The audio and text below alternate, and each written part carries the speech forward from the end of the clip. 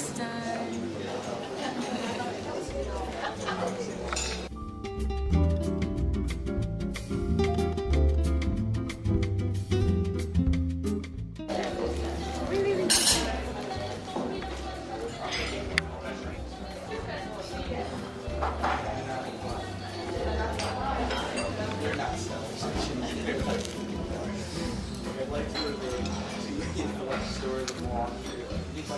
I will send it to Dada.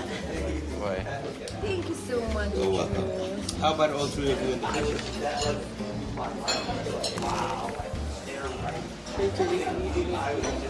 Is it good, Rich?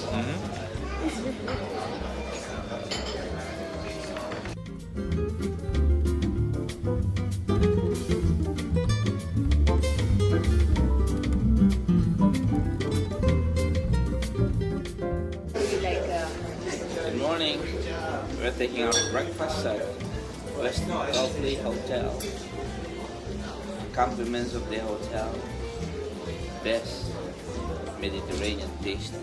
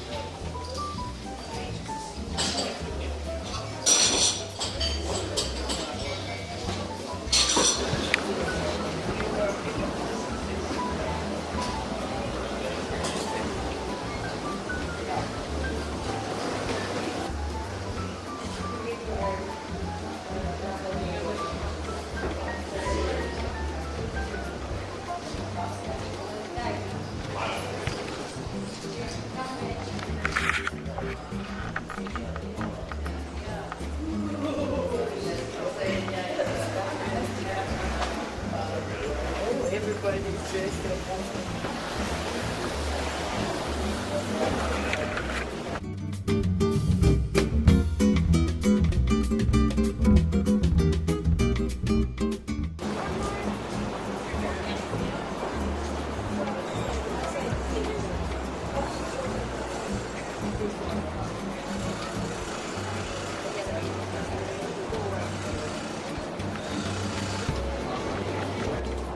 Good morning again.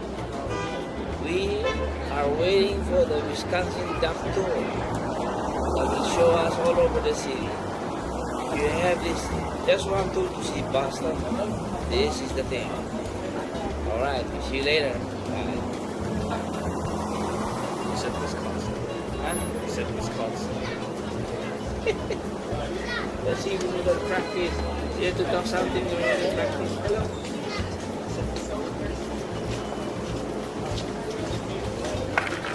Alright, that will work.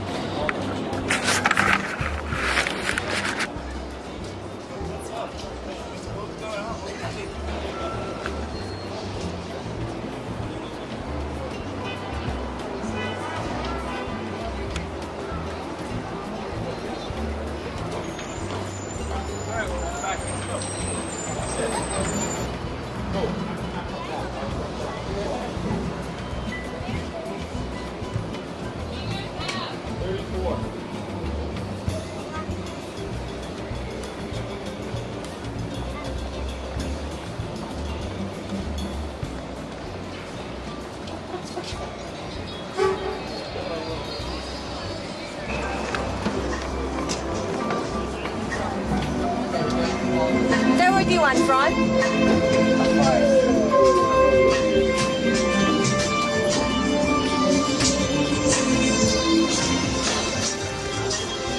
Perfect.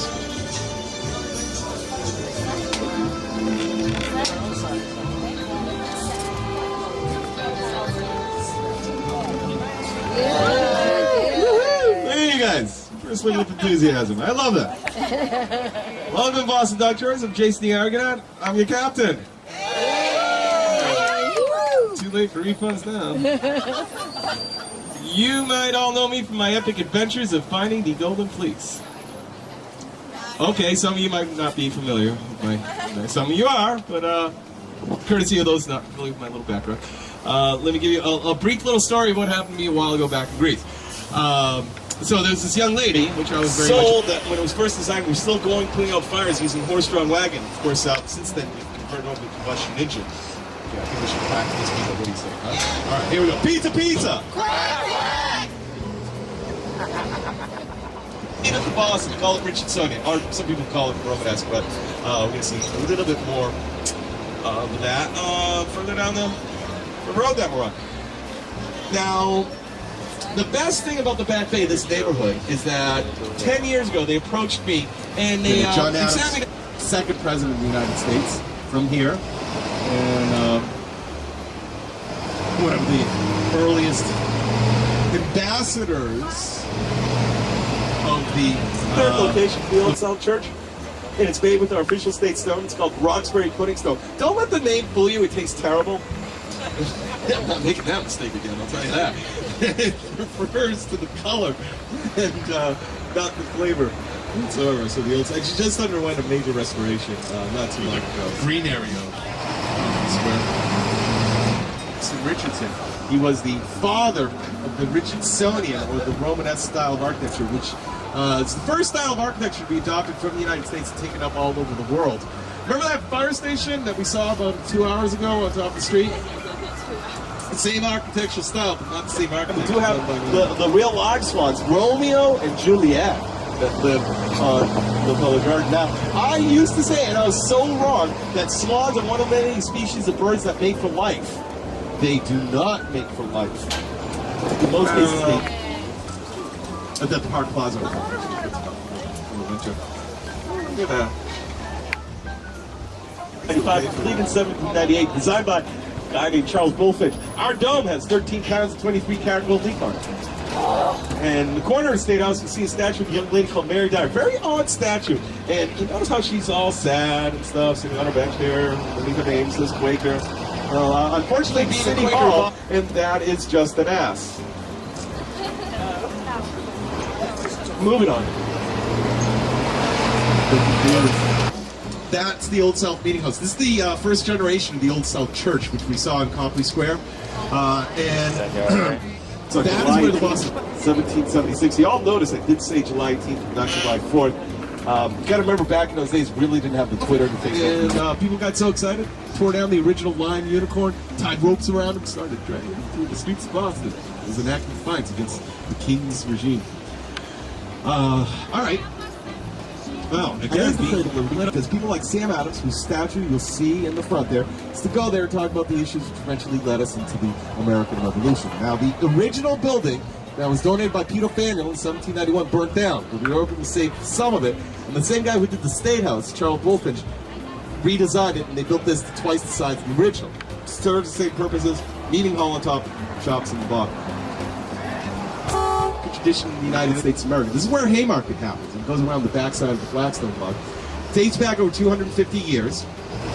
Also, this street, Hanover Street, once it crosses through the Rose Fitzgerald Kennedy Greenway, off the distance to our right, this is the street that has the highest concentration of restaurants anywhere in the United States. I'm sorry, did I say United? In Boston. United States. What do you call that? What's that? Corn? Think more solid rose, though. It's named...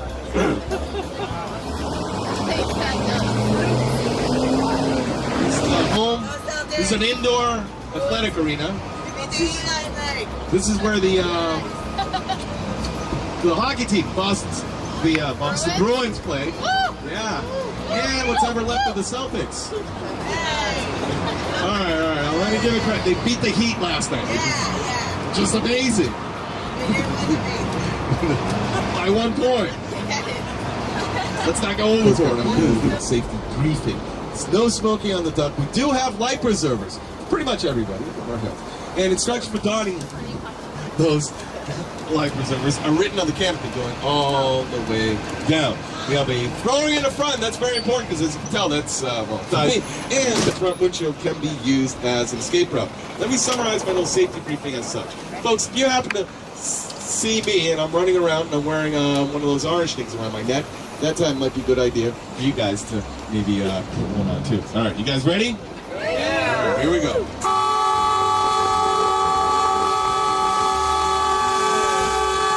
Pizza, pizza. You guys are such way better quackers than my last group. My last group, but I'm ready. Let's go way better. All right.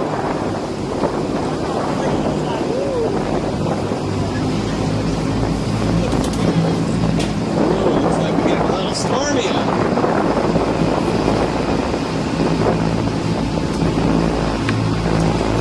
3 hours total.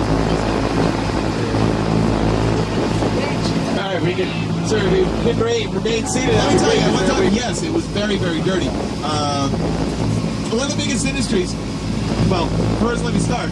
This used to be an area where debris that people used to throw into the Charles used to bottle there from upstream. So stuff, debris used to get stuck here and it would be terrible. And there weren't all that many strict environmental laws governing what people were legally allowed to put into the environment. And this is not too long ago. One of the biggest industries in Massachusetts for the longest time was the textile manufacturing industry. Textile manufacturing is still considered one of the most polluting type of industries in the world. What's happening now in countries like Bangladesh, India, China, their pollution problems is pretty much what was happening here not too long ago. There are a couple of factories upstream in Watertown and Waltham. They used to dye clothes. They had this dye left over when they were done. They had dye other colors. They used to dump whatever they had left over into the Charles River and it flowed down. Dye is toxic. So what happens? 60s, 50s, and 60s, we have a huge environmental movement through all of the United States. The hippies, you know, all about the flower power, Mother Nature, and all that stuff. Luckily, some people in Washington, D.C. were listening to what they had to say, and we got the Clean Water Act, Clean Air Act passed through Congress in 1970. That's only 43 years ago. Think about it. Not too long ago. I'm going to take a little break now. Instead of talking so much. You young lady over here, you're going to drive the duck for me, okay? Yeah, you. All right, come on up. We've got a volunteer to help me drive the duck.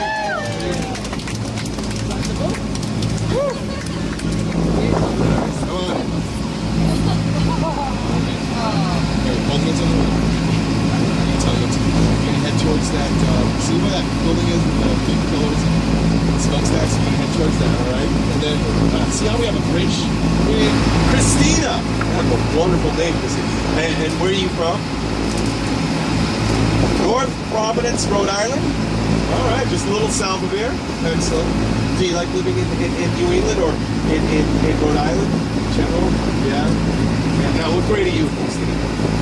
You're 5th grade. All right, so he wrote Midnight Ride Poem here, which is a poem that most 3rd or 4th graders would read in American school, introduces them into the American Revolution. And the big thing about the Midnight Ride of Paul Revere is that people have the impression of Paul Revere galloping through the countryside, yelling at the top of his lungs that the British are coming, which would have been odd because we were all British and already here. What he was doing, what he was saying is very well documented. What Paul Revere was doing, he rode across from the North End where he lived, rode to Charlestown. He borrowed a horse to make his way to Lexington to warn Sam Adams and John Hancock that the British troops that were crossing the Charles River, where we are now, were heading their way, and for them to get out of the way so they don't get captured. And on the way to Sam Adams and John Hancock, he stopped at a few houses that he knew the men were on our side, other Minuteman's houses. He knocked on the door and said, "The regulars are on the move," which I know sounds like a Metamucil commercial, but that's what he was saying. The regulars are on the move. Not the British. So anyway, we named this bridge after him. And even though we call this the Longfellow Bridge, big nickname is the Salt and Pepper Bridge because those two hills mostly. Landfill starts from that little skip that's closest to us on our left, which is the Church of the Advent. We're going to go by that area when we get back on land. So from there, which is Shawnee Peninsula, to ahead of us, this big white sign, the way to see if you like living in Marmaret. What grade are you in? You're in 3rd grade. What would you say one of your favorite things about living in Marmaret? Going sailing all the time, right? You sail? The Sabre 36. No, they got this. The needle-like structure on top. And keep in mind where those two buildings are relative to one another. We'll see them a little bit later on. That's right. It's a good sailing day, don't you think?